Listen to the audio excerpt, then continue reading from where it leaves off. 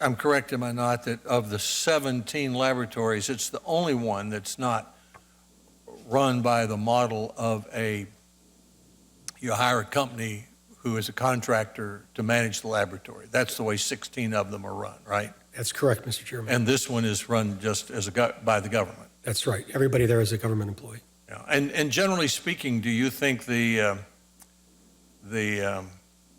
model of hiring a company to provide the management for the national laboratories at those 16 laboratories is a good one?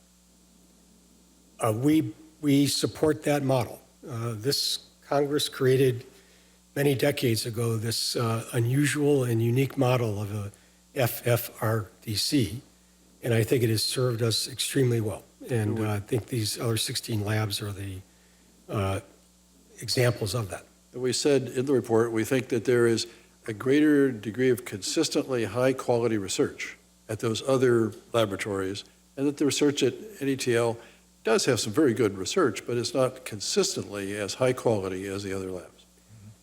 Well, what I've heard today is a number of interesting recommendations, and we'll certainly take them into account. I hope you will pursue the recommendations with the secretary, because he's a good secretary and will be interested in, I think, as interested in these recommendations as we will be. I hope you'll pursue them with the Office of Management and Budget, because, for example, with the third-party financing, and maybe you can remind them of some things that they overlooked on this. They may have not thought it all the way through, and may welcome that. I'd like for us to pursue the third-party management. I'd like for us to pursue the point that Senator Udall talked about, which is the full use of the 6%, especially by the weapons laboratories, where it seems to be more valuable.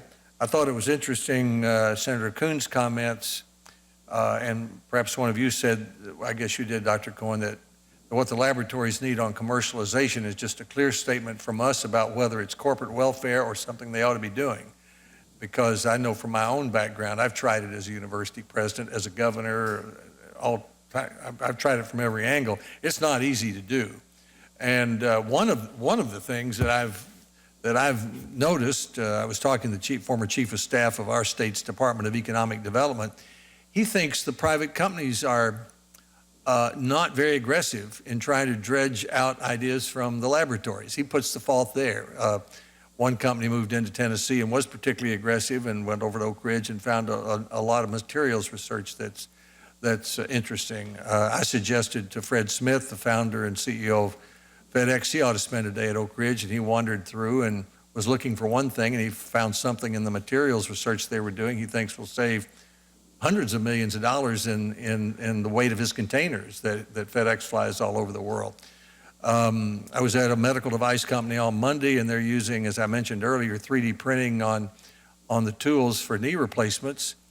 They really weren't, someone from that company had visited the additive manufacturing at Oak Ridge, but what we're finding is at Oak Ridge that now manufacturing in Indiana might be putting an employee or two in Oak Ridge to keep up with the research and development so that they can transfer it to their manufacturing plant in Indiana. And another interesting idea that was that the governor of our state has created state vouchers, which he'll give to companies that they can spend at the laboratory. In other words, if the medical device company wants to go to the Oak Ridge lab and look at their computers or their additive manufacturing, the state will provide an incentive for that. So I guess one thing we need to think about is whether we have enough of a consensus here to send a clear message to the various labs that it's important for them to try to move the technology out of the lab and into the private sector. Sandia, in my experience, and I think had done a pretty good job of that, better than some other laboratories had, but it's not easy. It's pretty complicated.